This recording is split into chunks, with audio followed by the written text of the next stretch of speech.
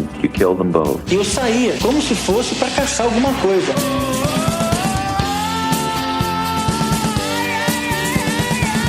I got this fantasy. I started working out this fantasy online.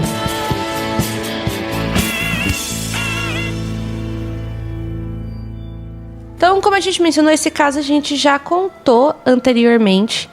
E mesmo assim eu acho que é interessante a gente trazer esse caso novamente. Recentemente eu comentei sobre ele num vídeo e teve uma reflexão nesse vídeo que depois, quando a gente chegar nos finalmente, eu quero trazer a reflexão que essa pessoa deixou nos comentários, porque eu achei ela muito assim... Sagaz, exatamente. Que é o caso do massacre de Port Arthur, que foi um massacre que aconteceu na Austrália.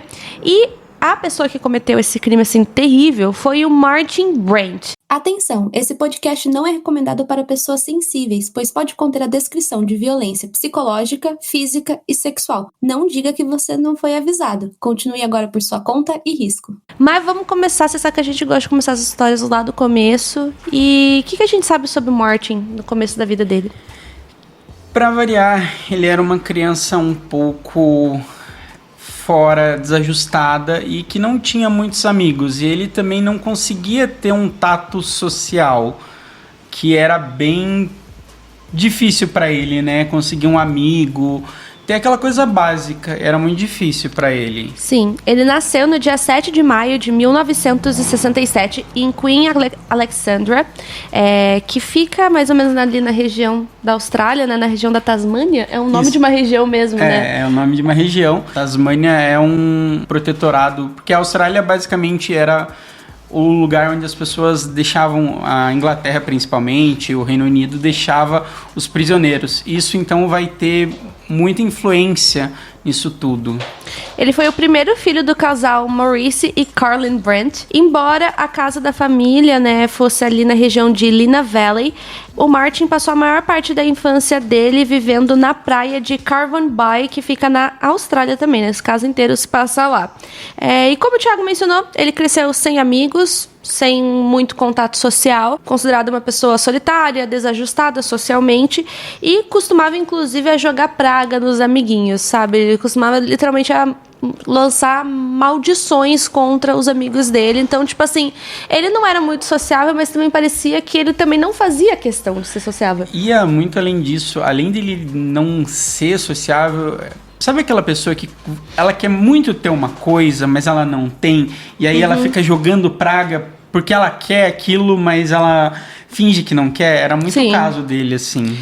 Em entrevista de 2011, a mãe dele lembrou que o Martin era muito jovem, então mesmo muito jovem, ele costumava a quebrar os brinquedos dele. E ele sempre era uma criança um pouco mais irritante e diferente das demais, né? Então é uma coisa assim que a própria mãe fazia essa observação, né? Não é o primeiro caso que a gente conta, né? Que pais de criminosos relatam que eles encontravam os brinquedos dos filhos quebrados. Claro que isso não significa absolutamente nada, tá, gente? Não significa. Isso pode ser só que a criança tá com raiva de alguma coisa. Não gostou do brinquedo também. E a opinião da psicóloga, pra mim, diz muito. Que basicamente que Brian nunca seria capaz de manter um emprego, pois ele se irritava muito fácil. Só que assim, não é aquela irritação de que, sabe, estou bravo com a vida. É aquilo que ele quer quebrar tudo e é uma coisa muito acima do recomendado ou do esperado. E ele tinha essa falta de estabilidade, né? Que, obviamente, dificulta que alguém consiga um emprego com falta de estabilidade. E até o contato social, né? Porque se você se irrita por qualquer coisa muito fortemente, é difícil manter alguma relação social com as pessoas e tudo mais. Sobre diagnósticos, né? A gente sabe que vocês acham essa parte muito interessante, mas eu vou ressaltar mais uma vez que não é porque é um criminoso, tinha um diagnóstico e você também tem esse diagnóstico, que seja um problema. Você não precisa se ofender por isso. Eu falo isso porque direto eu recebo esse tipo de comentário, tipo, porque eu tenho isso também. A gente não está demonizando, a gente está apenas trazendo essa informação, né? Até porque quando a gente fala que um criminoso foi diagnosticado com psicopatia, ninguém questiona. Ninguém vem falar nada nos comentários. Agora, quando é outro diagnóstico, as pessoas normalmente já ficam mais inquietas e querem arrumar briga nos comentários. Mas não é essa a questão. Vocês têm que entender, né, como a saúde mental sem tratamento, ela pode ser muito perigosa, principalmente, sobretudo, para a própria pessoa, que é o que acontece na maioria dos casos, né, ter o prejuízo para a pessoa, mas que em alguns casos pode ocorrer prejuízo para outras pessoas, né? Então, assim, ao longo da vida, o Martin recebeu diversos diagnósticos diferentes. Não foi um, não foi outro. Na prisão, ele chegou a sim ser diagnosticado como autista e também correu ali a possibilidade, ao longo de toda a vida dele ter esquizofrenia. Lembrando que não é porque você é autista e está ouvindo esse podcast, você que tem esquizofrenia e está ouvindo esse podcast, que você vai ser um assassino ou coisa que o valha. Não é isso. É basicamente que no caso dele tem um contexto. E é isso que a gente sempre quer dizer nos nossos podcasts. Nunca é uma coisa só. Não é porque ele é autista que ele vai ser isso. Não é. Tem um fator social, tem um fator psicológico, tem o fator de que algumas coisas se alinham para a pessoa fazer aquilo, ou Exato. até a impaciência da pessoa, o comportamento. Então, é um conjunto de coisas, não é só uma coisa que vai fazer a pessoa ser o que ela é. Exato. Então a gente tá trazendo todo um contexto sobre quem era ele. De forma alguma vai justificar o que ele fez, porque o que ele fez é injustificável, já adianta, é um caso muito pesado. Mas durante o julgamento, ele chegou a passar por um outro psiquiatra, né, que foi nomeado pelo júri, que era o tal do Ian Sale. E o que ele disse a respeito do Martin? Que ele poderia ser considerado como tendo mostrado uma mistura de transtorno de conduta, hiperatividade com déficit de atenção e uma condição conhecida como síndrome de Asperger. Você sabe explicar melhor a síndrome de Asperger? Porque eu não sei. Autismo, gente. Basicamente é a mesma coisa. Hoje em dia caiu em desuso o nome de síndrome de Asperger, por todo o contexto em que essa síndrome começou a ser nomeada, por todo o contexto da pessoa em si, né, esse tal de Asperger, não ter sido uma pessoa muito bacana. Então, hoje em dia se enquadra como autismo também. Aí, não sei, eu já vi alguns vídeos, assim, de uns neuropsicólogos falando que normalmente a pessoa que seria diagnosticada com isso, geralmente tem um nível de suporte inferior, né? Que hoje a gente tem autismo, nível de suporte 1, 2 e 3, estaria ali mais entre o 2 e o 1. Mas não sei, se foi um vídeo que eu vi. Inclusive, se você é psicólogo, neuropsicólogo, pode deixar aí seus 5 centavos também, né? Quiser contribuir. Inclusive, se você pode mandar e-mail pra gente, porque a gente adora chamar convidados para explicar essas questões, né? Então, para quem tem essa dúvida hoje em dia, se vê como autismo. Tanto que, se você olhar ali no famoso DSM-5, não estará lá. Ok, e o psiquiatra, que é o Paul Mullen, ele foi contratado a pedido do próprio advogado do Brian, que é meio que para tentar descobrir o que ele tinha e se ele tinha alguma deficiência que pudesse trazer a famosa dificuldade dele não ser enquadrado como prisioneiro, né? Para ele não ir para prisão, né? Mas ele ser um inimputável. Então, né, ele falou: embora o Sr. Bright seja claramente um jovem angustiado e perturbado, ele não era mentalmente doente. Ou seja, independentemente de todos esses diagnósticos que ele tinha, nada passaria pano, vamos dizer assim, para os atos que ele cometeu, né? Não tinha nada ali que realmente pudesse fazer com que ele fosse ser considerado inimputável. E que ele não soubesse da realidade que ele cometeu, assim, porque é muito isso. Você vê que pessoas que ficam como inimputáveis, ela não consegue nem ter a dimensão do que ela fez. E ele claramente tinha, e ele tirava sarro disso, né? Sim. As entrevistas com ele são escabrosas, assim, porque, ele claramente tá, com um sorrisinho de canto de boca. Rindo mesmo.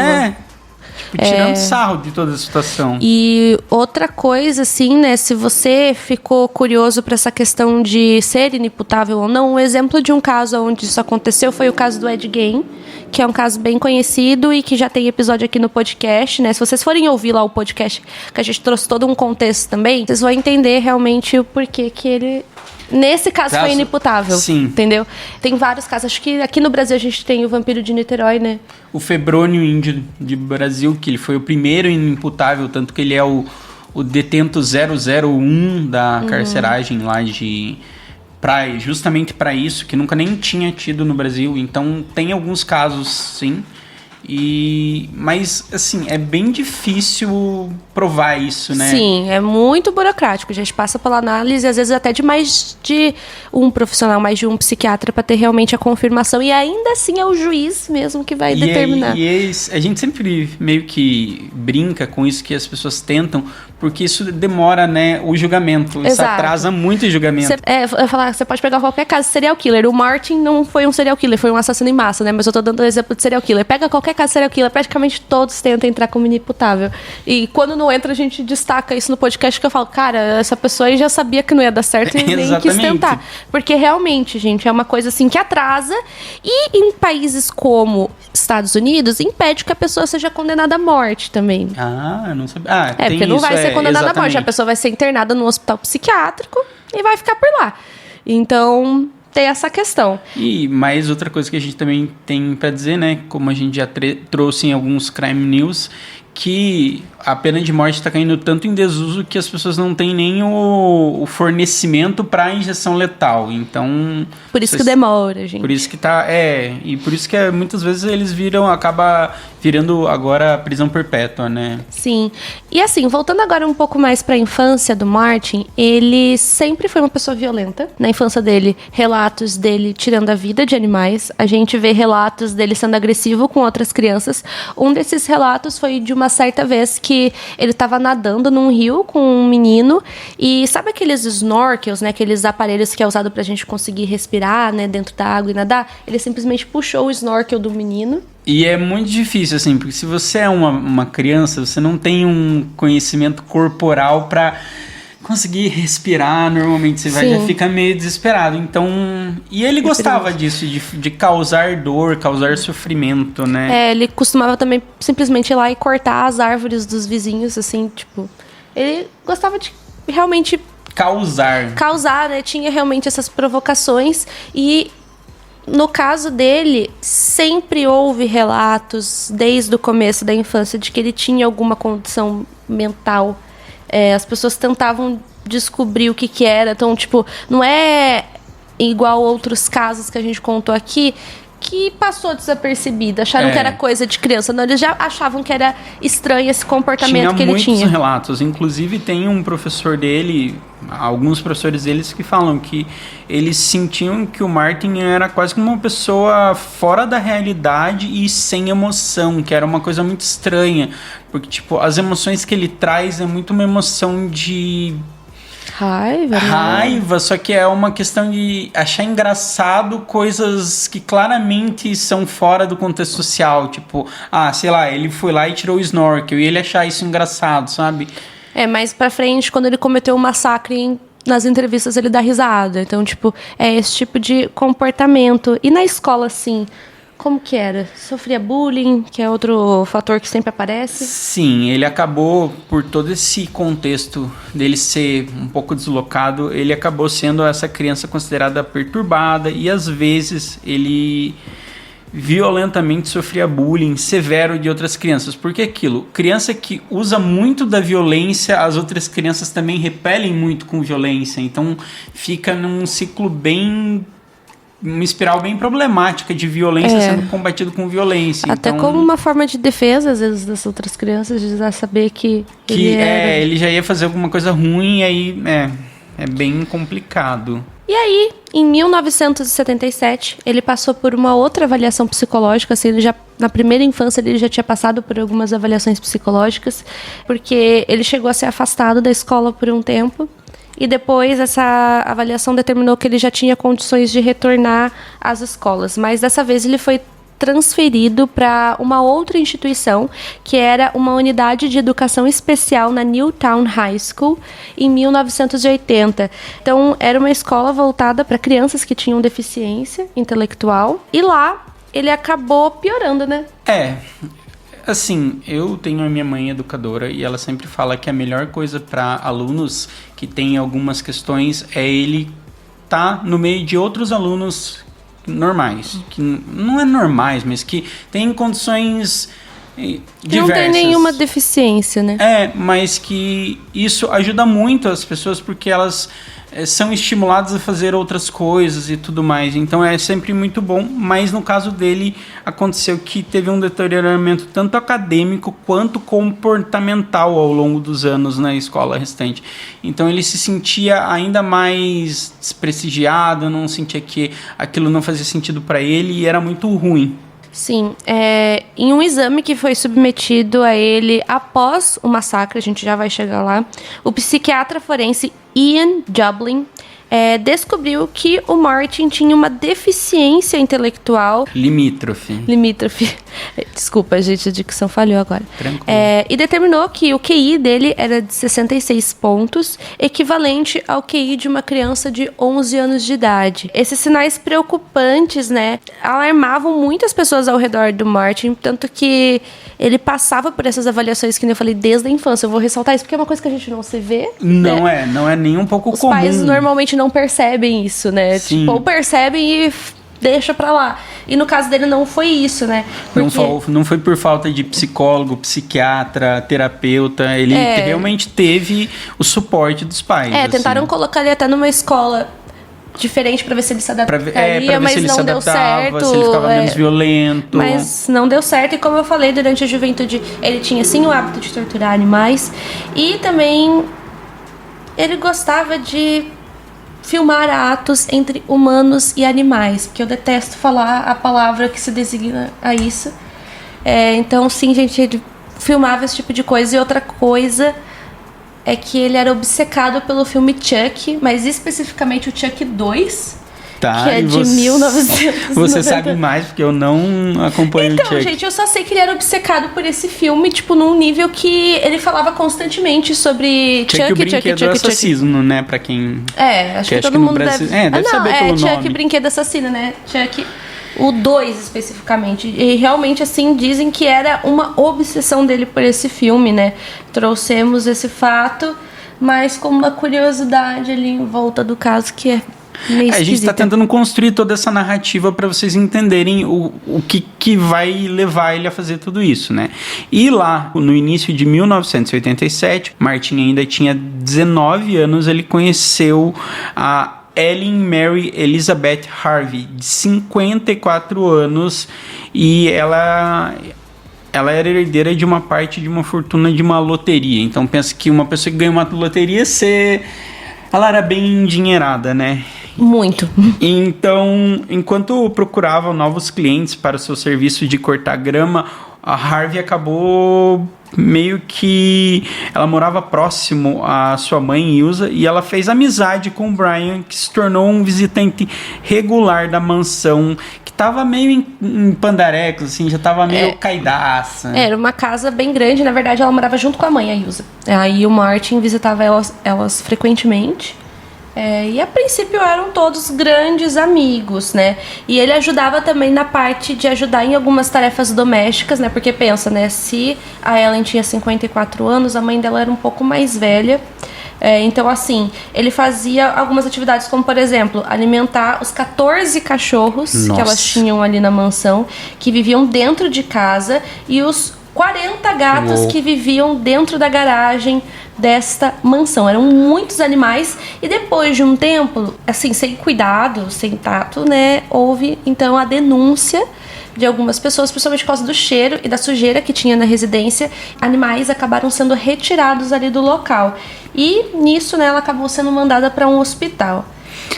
Lá em 91, com o resultado de não ter mais a permissão para ter os animais na casa, Harvey e Bryant, eles se mudam para uma fazenda de 29 hectares, que é bastante grande, na chamada Townsville, que ele comprou em Coping, um pequeno município. Eu não sei muito bem porque eu não conheço a Austrália, mas, cara... A Austrália é um lugar que tem muita terra e 29 é muita terra, 29 hectares. Acho que isso ajuda a ressaltar o quanto de dinheiro essa mulher tinha. E por que a gente tá focando nisso? Calma que vocês já vão entender. Então, assim, outra coisa, né, que os vizinhos ali da região de Coping começaram a falar ali sobre o Martin, depois que tudo aconteceu, é que ele era visto frequentemente andando com uma pistola de ar comprimido, né? Essas pistolas Sim. assim. E ele sempre atirava contra os turistas que passavam ali. Porque ali perto tinha meio que uma barraca que vendia maçãs. E ele simplesmente atirava contra esses turistas, atirava assim contra qualquer pessoa que passava ali perto da fazenda. Então, continuou, né, causando mesmo em outro local. Então, assim, com o passar do tempo, as coisas ali acabaram ficando complicadas porque, assim, ele já não era um bom vizinho, ele já não ajudava os turistas, que muita gente devia depender disso e ele não ajudava. Então ele não foi muito bem visto, assim, pela galera da região. Ele chegava até a atirar nos cachorros, né, nos pets dos vizinhos, e os vizinhos começaram a falar que tentavam evitar o Martin a todo o custo. Mas aí vai acontecer o quê? No dia 20 de outubro de 1992, a Harvey, que era a que tinha toda essa grana, e o Martin foram fazer um passeio de carro.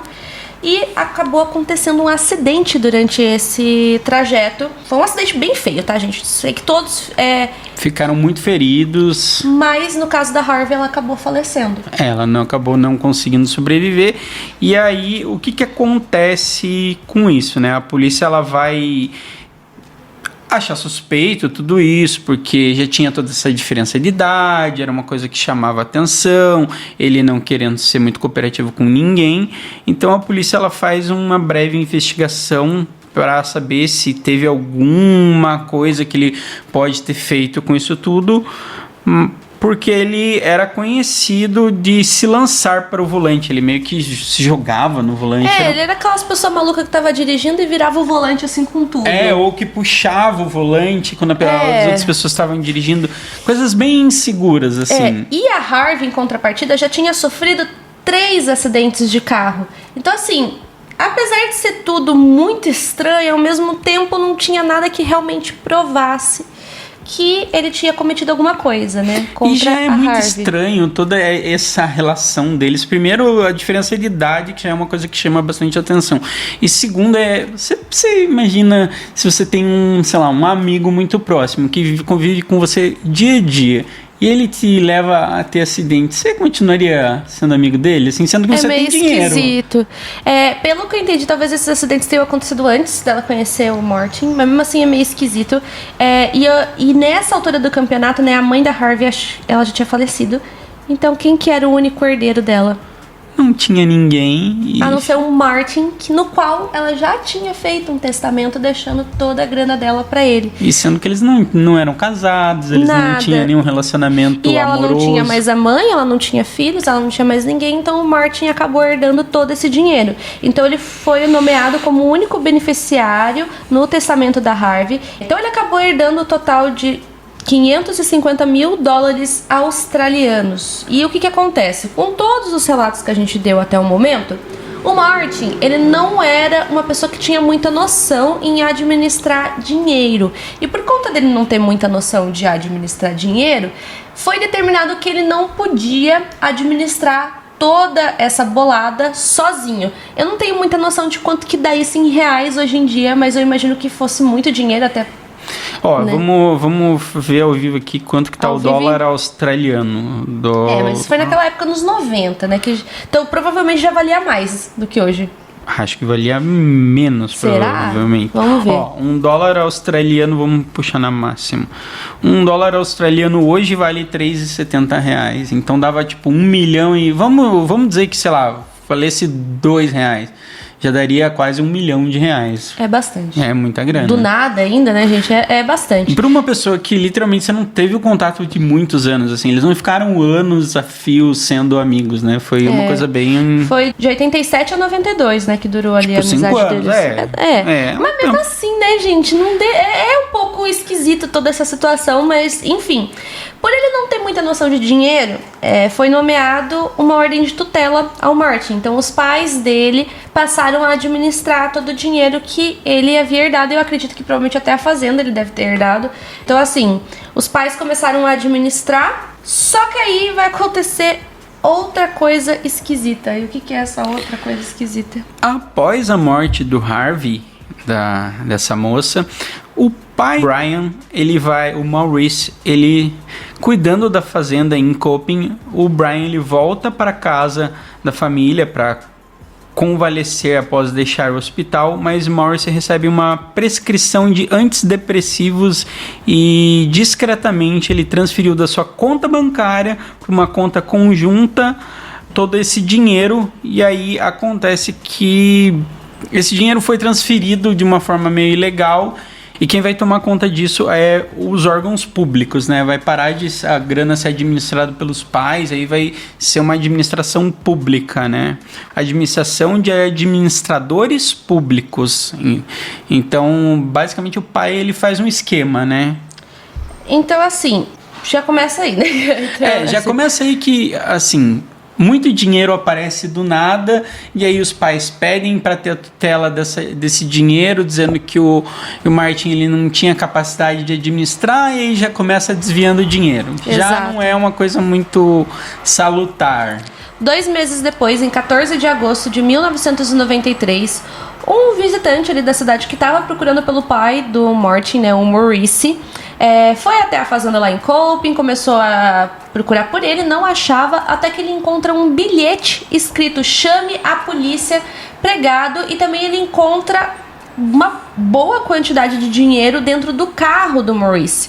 Então, né, esse visitante faz o que deveria ser feito, ele chama a polícia para ver o que estava acontecendo, e no início eles não encontraram nenhuma motivação por trás daquele suposto desaparecimento. Então eles decidem iniciar por buscas para tentar descobrir onde é que o tal do Maurice estava. Foi então que, depois de bastante busca, mais precisamente no dia 16 de agosto, eles acabam encontrando o corpo do Maurice. Na época, o médico legista que analisou o corpo determinou que a causa da morte era uma causa não natural, mas oficialmente na documentação eles acabaram atestando que foi um suicídio. Realmente ele já tinha recebido a prescrição de antidepressivos antes, mas, né, gente, a gente tá dando todo esse contexto, aí vocês que vão julgar se vocês acharam essa história toda estranha ou não. Vocês acham estranho ou não que a segunda pessoa da vida dele, com muito dinheiro, que começa claramente a ir contra o próprio Brian, porque assim, gente, o Brian ele tinha algumas questões intelectuais, mas ele não era uma pessoa sem tato totalmente social. Ele entendia algumas coisas, ele tinha dificuldade para muitas coisas, mas ele entendia toda essa questão do dinheiro, ele não sabia como administrar, mas ele sabia o que era o dinheiro, ele sabia que era uma bolada. Então isso foi dando como suicídio, né? E aí o Brian, ele herda os rendimentos de fundo de pensão do seu pai, que eram avaliados em 250 mil dólares australianos. Então pensa que você tem 750 mil em dinheiro que apareceu assim do nada. E como se não fosse só isso, ele acaba decidindo vender a fazenda. Ele manteve então só aquela mansão que eu mencionei pra vocês em Newtown. Então ele vende a fazenda em Coping e ele ganha mais 143 mil dólares australianos pela venda da fazenda. Então assim, do nada o cara tava com 2 milhões de reais, mais ou menos. Pensa que você é um jovem. Pensa que você é um jovem e você tem muito dinheiro e você não tem responsabilidades nenhuma, sabe? Você não precisa trabalhar, você não precisa fazer nada. Isso. Então ele começou justamente a ostentar todo esse dinheiro, mas ao mesmo tempo ele se tornou uma pessoa mais solitária, né? Porque, querendo ou não, ele tinha sim bastante contato com a Harvey, né? Que foi essa mulher que deu todo esse dinheiro pra ele, de certa forma. E também ele tinha contato, uma proximidade com o pai, exatamente.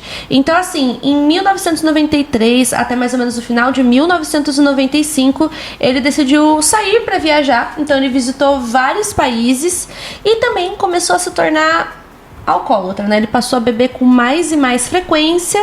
E aí, terminando 1995, a gente vai chegar no dia do crime. E eu vou falar um pouco antes sobre Port Arthur, que é o lugar principal que vão acontecer esse massacre. Port Arthur, ele é era uma prisão, porque para quem não sabe, a Austrália era uma prisão do Reino Unido, como eu falei. Pelo que eu entendi, cada prisão na Austrália tinha uma coisa em específico, assim, essa pessoa fez um assassinato na Inglaterra, eles mandavam para lá.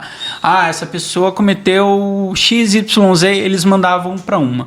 E Port Arthur era justamente para pessoas que cometiam crimes pela segunda vez, que eram reincidentes.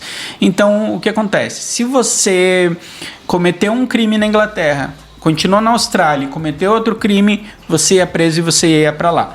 Então diz que era uma prisão que era bem tensa e era um ponto turístico. E isso virou tudo um ponto turístico porque tem toda essa história de ser uma prisão muito pequena. Nossa, era muito pequena. Tipo, eu olhei as casinhas assim, era tipo, dá para uma pessoa deitar basicamente só. E também é um porto, né? Então, é um porto. Tem praia, então era um local bem turístico, né? Sim, inclusive, os prisioneiros, eles trabalhavam de forma escrava, basicamente. Eles não recebiam nada por isso. Inclusive, eles faziam barcos tão bons na época que muitas empresas pediam para que não fizessem mais barcos, porque estava literalmente falindo as empresas, porque era muito qualidade e o preço era muito baixo. Então, era um lugar extremamente turístico. Se eu fosse comparar, eu diria que é quase como a nossa Foz do Iguaçu, assim, não de natureza turística, mas de natureza, como se eu posso dizer, a represa, sabe? Que é uma coisa que chama a atenção. Sei. Então. E o Thiago falou essa questão, eles não recebiam nada por isso, porque eu não sei se vocês sabem, mas existem algumas prisões que tem vários serviços que os prisioneiros podem fazer e eles recebem pelo serviço. Claro, é uma quantidade, assim, bem medíocre, né? Porque eu vi uma reportagem que foi muito boa da Record, inclusive, que eles foram filmar como que era uma prisão dos Estados Unidos. Aí eles entrevistaram um cara e o cara foi mostrar, né, o trabalho dele, e ele era considerado um preso... Modelo, então ele podia usar o estilete. Então, assim... então ele podia ter direito de usar o estilete, ele tinha que devolver depois, obviamente, mas ele podia usar o estilete. E ele falava que, tipo, ele ganhava 10 centavos de dólar, não sei se era bem isso, mas era centavos mesmo, tipo, 10, 50 centavos de dólar por hora trabalhada, que é muito abaixo do que realmente é pago para qualquer funcionário padrão. Acho que até para imigrante devem pagar muito mais. Sim, acho que até no Brasil tá pagando mais. E era um lugar turístico. Então pensa que você está num lugar que recebe muitas pessoas, que tem áreas para você tomar café, tem vários espaços, tem tanto os espaços das ruínas quanto a parte do porto. Então é um lugar que é fechado, porque literalmente ele é um parque nacional, então ele é fechado, porém tem muita gente lá dentro. Sim. Então, no dia 29 de abril de 1996, o dia do massacre, que é um dia assim, que realmente marcou a história da Austrália, tanto que lá, hoje em dia, a maior parte é um memorial, aconteceu o que ficaria conhecido como massacre de Port Arthur. Assim, por que ele fez isso? A gente tem alguns relatos, como por exemplo o relato de um vizinho que fala que dias antes do massacre acontecer, o Martin disse o seguinte para ele: farei algo e isso fará com que todos lembrem de mim. O retrato inicial do assassino, Thomas Hamilton, mudou tudo. Ele queria ser lembrado. Tipo, ele muito aquela coisa do assassino do John Lennon lá, que ele queria... Que foi exatamente a mesma coisa, né? Infelizmente, isso é uma coisa assim que acontece bastante. Outra coisa que é muito importante da gente falar antes da gente prosseguir é que nessa época a Austrália tinha uma questão com as armas que era muito mais liberal do que nos dias de hoje. Então a gente vai contar mais ou menos ali o que aconteceu, mas vocês têm que ter em mente que não é absurdo. Ele realmente estava com armas assim submetralhadoras, né? Aquelas semiautomáticas que você literalmente clica no gatilho, ele tem um monte de disparos à vontade. Tanto que, para vocês terem uma ideia, acho que foi num café nesse lugar em Port Arthur, ele conseguiu dar 15 tiros em 12 segundos. Sim. Então, para vocês terem uma noção do poder de fogo que ele tinha na mão, e assim, ele tinha muito dinheiro, tá, gente? Dinheiro para comprar arma não era o problema para ele. E assim, né, na frase eu fui dar uma olhada, porque eu não queria falar besteira, eu só quis conferir se era isso mesmo, né. Mas nessa frase que ele fala de um tal de Thomas Hamilton, ele era um outro assassino em massa ali da Austrália, só que o massacre que ele cometeu foi numa escola que matou, em maioria, crianças e um professor, né. De repente, se vocês se interessarem, a gente pode trazer em outro momento esse caso, que eu acho que realmente não deve ter muito conteúdo sobre ele em português. Entre os dias 28 e 29 de abril de 1996, ele tirou a vida de 35 pessoas. Então a gente já vai deixar isso colocado aqui. Tanto que lá existe um memorial com o nome de todas essas pessoas.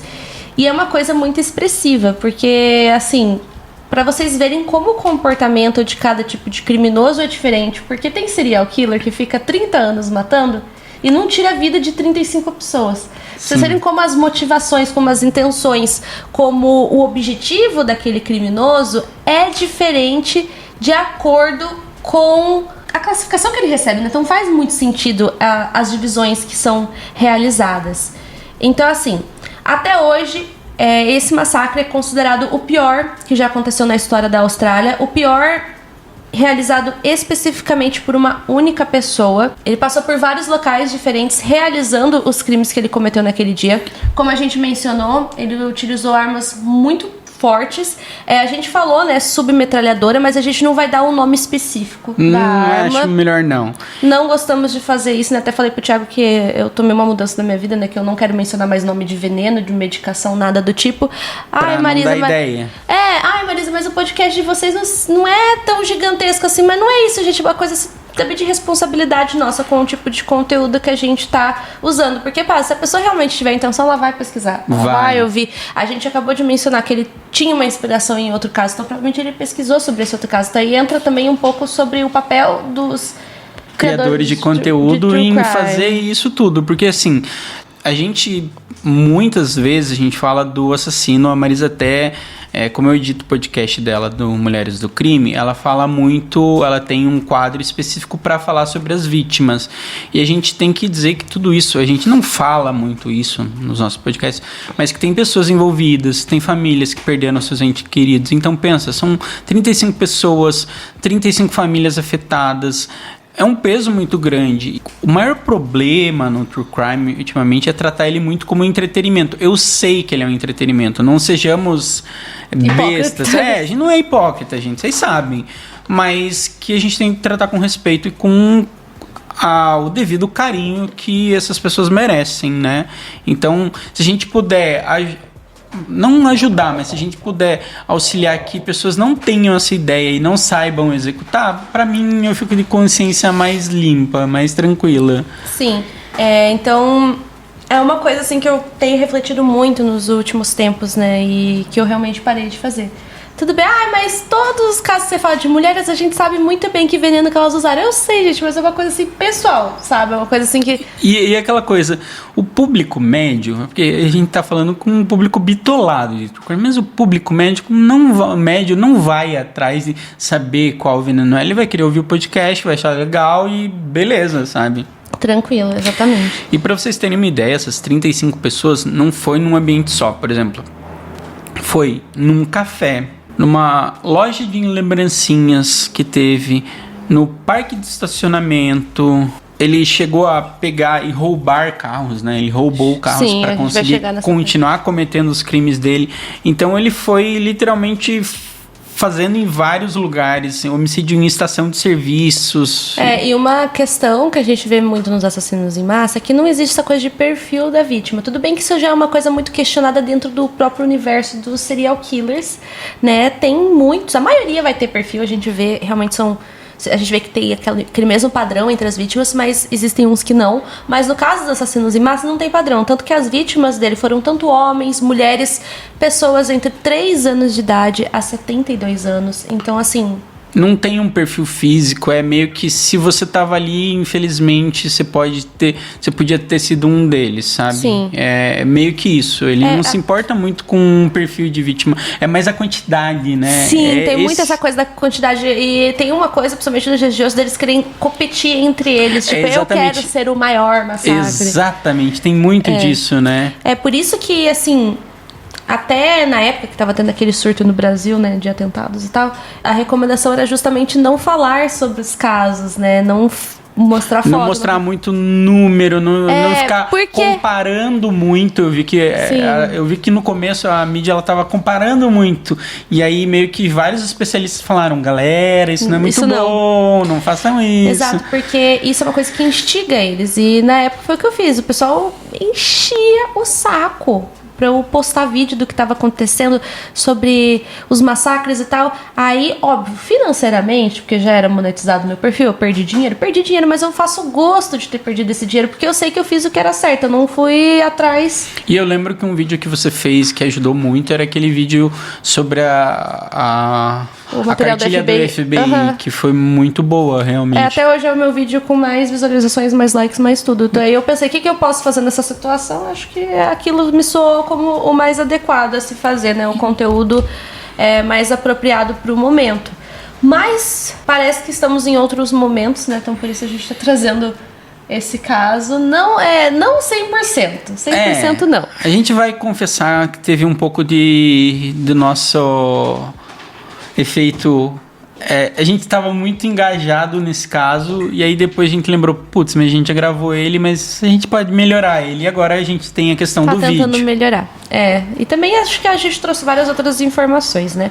Mas enfim, vamos agora sim falar sobre tudo o que aconteceu naquele dia. Como eu falei, oficialmente, o dia do massacre foi dia 29 de abril. Porém, ele já teve uma atitude antes desse massacre em si. Acontece que ele estava hospedado em uma pousada chamada Seascape e os donos dessa pousada eram o David e a Sally Martin. Bom, o casal acabou se tornando a primeira vítima do Martin. Eu não sei muito bem, assim, mas pelo jeito não eram pessoas que... aleatórias. Tinha alguma questão, alguma coisa que ele queria ter comprado, esse mesmo hotel, tinha algumas coisas rondando nisso e que ele não conseguiu comprar e ele ficou meio frustrado. Foi tipo isso. Assim, o pai dele queria comprar essa pousada, só que o casal não quis vender. Aí depois de ter tido essa recusa, o Martin ficou com bastante raiva, ele guardou isso, não esqueceu, porque nessa altura do campeonato, vocês sabem, o pai dele já tinha falecido fazia um tempo, então ele vai se hospedar nessa pousada de novo, acho que ele tenta comprar de novo, o casal recusa, e aí, infelizmente, eles acontece viram o que acontece. A vítima. Exato. Então, esse eu acho que foi o único caso dessas pessoas que teve uma coisa mais direcionada, né? Que tinha um ranço por trás dele não ter feito, mas eu acho que todas as outras foi meio que... aleatória, né? E depois, o que acontece? Ele se direciona pra onde? Então, ele vai pra Port Arthur e o Brian, ele entra nesse café, que foi justamente o café que ele conseguiu dar 15 tiros em 12 segundos. E esse café era um local bem histórico e ele basicamente estava carregando uma mochila junto com ele. Além de todas essas armas, ele carregava ainda mais munição para continuar o que ele estava fazendo. Pra vocês verem como o acesso a armas era facilitado demais. Sim. Porque pensa, gente, ele já tinha todo esse histórico. Então, em tese, era para ele já estar marcado, mas não é bem assim que funciona. Não. Pelo que deu pra perceber, era meio assim, você quer comprar uma arma? Tá ali, compra tua arminha, a gente não vai olhar antecedentes, não vai fazer um psicotécnico, não vai ter nada. Eu sei que tem lugares nos Estados Unidos que você vai comprar arma e você mesmo preenche o papel, aí você bota Faz uma autodeclaração. Aí tem uma pergunta, você tem alguma questão mental? Aí você pode marcar sim ou não. Aí, óbvio, todo mundo vai marcar não, né? Eu tô rindo de desespero, porque já teve um caso que a gente contou aqui, eu não lembro qual que era, mas eu tenho essa lembrança de que o cara colocou que não. E é isso aí. E comprou a arma. Então, assim, gente, não é realmente uma avaliação profunda. Então, pra vocês verem realmente toda a problemática por trás de venda de arma desenfreada para literalmente qualquer pessoa. É justamente essa questão que é criticada, né? As pessoas não enxergam muito isso. É que, assim... É bom ter controle sobre isso, né? Um armamento, e assim, o armamento que ele tava, além de ser muito pesado, era muito letal. Isso. Então, assim que ele chegou ali no café, ele fez essa ação que o Thiago falou, que durou 12 segundos e tirou a vida de 15 pessoas. E isso foi de um lado do café. Depois que ele terminou isso, ele virou-se pro outro lado e pensa, gente, 12 segundos, não sei vocês, mas eu acho que não dá tempo de raciocinar, não dá tempo de pensar, não dá tempo de absolutamente nada. Então eu acho que o pessoal que tava do outro lado ainda não tinha nem sequer entendido direito o que estava acontecendo. E o que acontece? Nisso que ele se encaminha pro outro lado, ele atira mais 12 vezes e tira a vida de 8 pessoas e deixa outras 2 pessoas gravemente feridas. Nisso, ele recarregou a arma e foi em direção ao estacionamento do estabelecimento comercial e lá tinha algumas outras pessoas e nisso ele faz mais disparos. E aí, ele, nessa de recarregar, ele começou a atirar nas pessoas dentro de um Volvo. Então, ele começa a atirar em qualquer ser humano que passa na frente dele. Se é um carro, se é qualquer coisa, ele tá lá dando tiro. Exatamente. Então, assim, nesse terceiro momento, né, teoricamente quarto momento, ele acaba tirando a vida de mais 4 pessoas e deixa outras 6 pessoas feridas ali naquele estacionamento. Depois disso, ele dirige por cerca de 300 metros até um local que, eu acho assim, claro, quando a gente fala de um caso criminal, todos os momentos, assim, são críticos. São críticos e são momentos a serem refletidos, né? Mas esse momento específico é um que mexe comigo, que é meio pesado. Eu acho que, pelo Thiago ter filho, acho que é melhor eu falar. Obrigado. Porque, não que eu não me emocione, eu tô meio que me segurando também, porque quando ele tá dirigindo com o carro, ele acaba avistando uma mãe com um bebê de colo e também com uma criança, né? E ele simplesmente atira contra todos eles, né? E a mãe e o bebê, infelizmente, morrem ali exatamente naquele momento. A criança tenta sair correndo, mas ela também não resiste. Então, assim, era literalmente qualquer pessoa que passasse no caminho dele aquele dia. E aí, depois disso tudo, ele ainda começa ele rouba uma BMW amarela, dourada.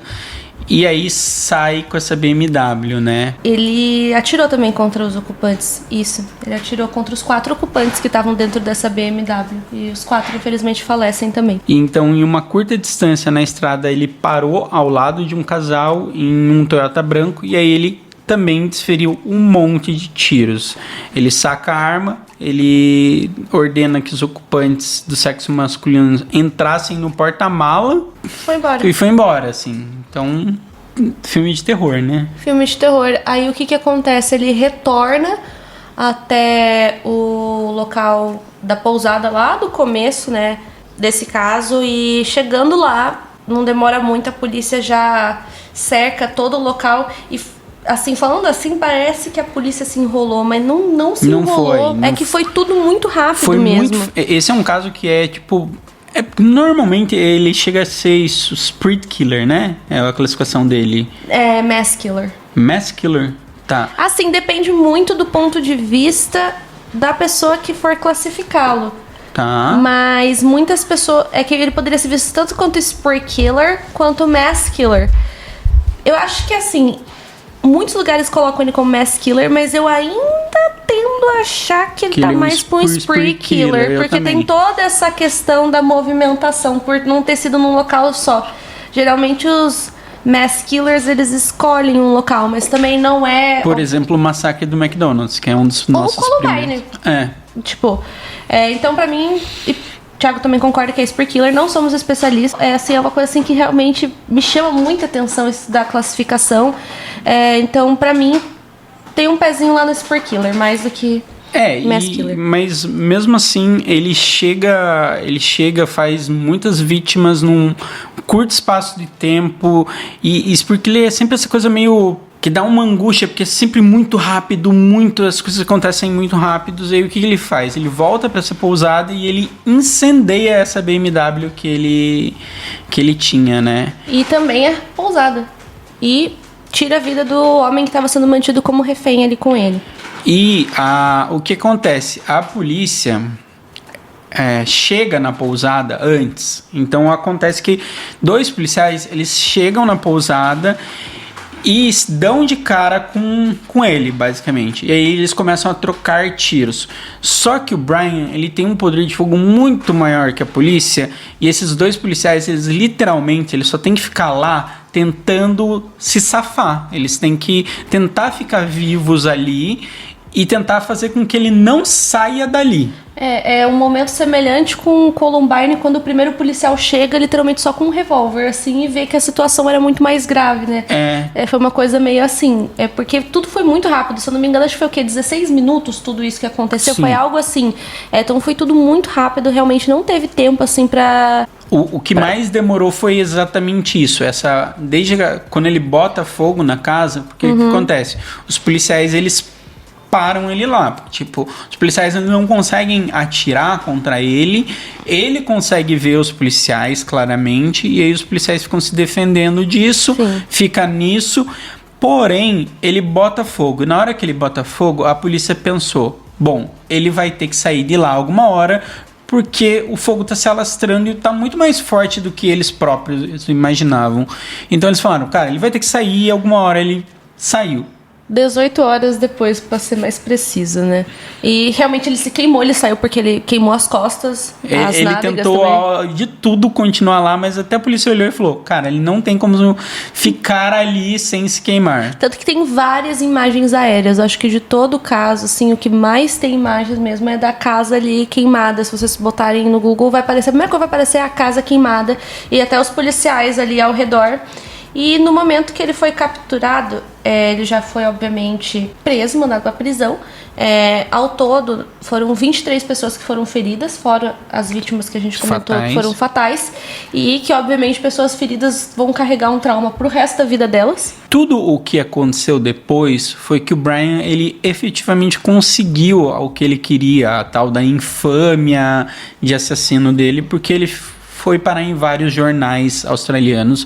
Se vocês verem, esse é um caso que tem muitas entrevistas com esse cara. Tem muita gente falando sobre ele. Eu vi várias vezes. A cara dele ficou conhecida, infelizmente, né? A polícia viu logo de cara que ele meio que não tinha esse papinho, ele tinha todo esse histórico de ele tem questões psicológicas e etc. Mas a polícia muito brevemente já entendeu que, ok, você vai para julgamento e não tem discussão. Então, assim, gente, o julgamento começa, né, foi marcado para o dia 7 de novembro de 1996. Inicialmente, ele se declarou inocente. Ele acaba ficando assim, ele se declara inocente e depois eu acho que ele tenta alegar a culpa. Ficou numa questão bem complicada, mas ele não tinha como se safar, gente. Infelizmente não tinha. E outra coisa que é muito diferente no caso dele, pelo que eu vi, é que ele foi condenado a várias prisões perpétuas, né? Sim, 35 sentenças de prisão perpétua, sem possibilidade de liberdade condicional. E diz que isso é muito raro na Austrália, porque mesmo pessoas que têm crimes longos, com vários anos, conseguem pelo menos a pessoa vai, sei lá, ficar em prisão perpétua, mas ela consegue ficar numa prisão domiciliar, sabe? E no caso dele, não teve nem isso, assim. Diz que foram bem duros com a pena. Não teve perdão, né? Durante os 8 primeiros meses de prisão, ele foi mantido em uma cela que é feita especialmente para que os detentos não cometam suicídio dentro dela. Pra não acontecer nada, né? Porque eles querem que fique vivo ali, mantendo sua sentença até o final, no caso dele, até o final da vida dele. E desde janeiro de 2022, o Brian ele está alojado na prisão de segurança máxima de Risdon, perto de Hobart. E aí a gente entra numa questão, né, que eu falei lá no começo do podcast, né, que quando eu fiz o vídeo comentando sobre esse caso, uma pessoa que foi a Sophie, que já apareceu lá no meu podcast, o Mulheres do Crime, ela fez um comentário que me fez pensar demais. Eu falei, cara, você foi sagaz nesse daqui. Que ela falou o quê? Austrália, acontece um caso de massacre, eles mudam as suas leis sobre armamento. Toda a legislação australiana foi alterada, foi proibido basicamente ter a arma semiautomática. A Marisa até falou que tem uma imagem icônica que são, depois que rolou toda uma campanha, porque pessoas que eram contra isso se uniram e fizeram toda uma campanha para as pessoas darem essas armas. Então, tipo, tem uma imagem com várias armas. E é absurda a quantidade. E aí mudou muito as leis, ficaram muito mais rigorosos. E mudou todo o jeito que as pessoas entendiam arma dentro da Austrália.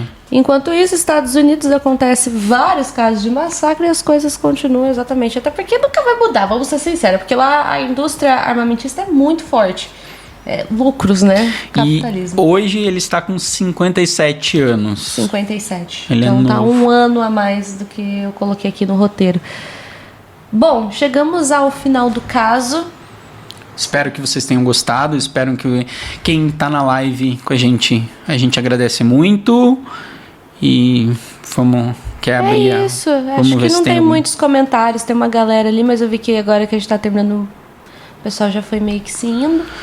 Mas a gente agradece muito novamente por vocês terem dado a possibilidade da gente ter conseguido fazer upgrades, né, aqui. Esses fones foram com muita ajuda de vocês, Sim. O material, então muito esforço. O Thiago foi lá pro Paraguai buscar as coisas. Eu fui no Ambar, no Paraguai, para conseguir esses equipamentos e conseguir bons descontos. Isso aí, gente. Então, muito obrigada. A gente também não vai prometer que vai ser sempre em vídeo. Porque é difícil, né, gente? Vamos lá. Não Mas a gente vai tentar o máximo possível, a gente promete. Sei lá, uma vez por mês, a cada 15 dias. Não vamos prometer muita coisa, mas vai rolar. A gente vai tentar deixar mais marcado a data certinho. Eu acho que a gente já debateu muito durante o caso, então acho que nem precisa fazer momentos 5 centavos, porque acho que a gente expressou muito a nossa opinião durante. E é isso, gente. Até o próximo episódio. Obrigado. Tchau, tchau.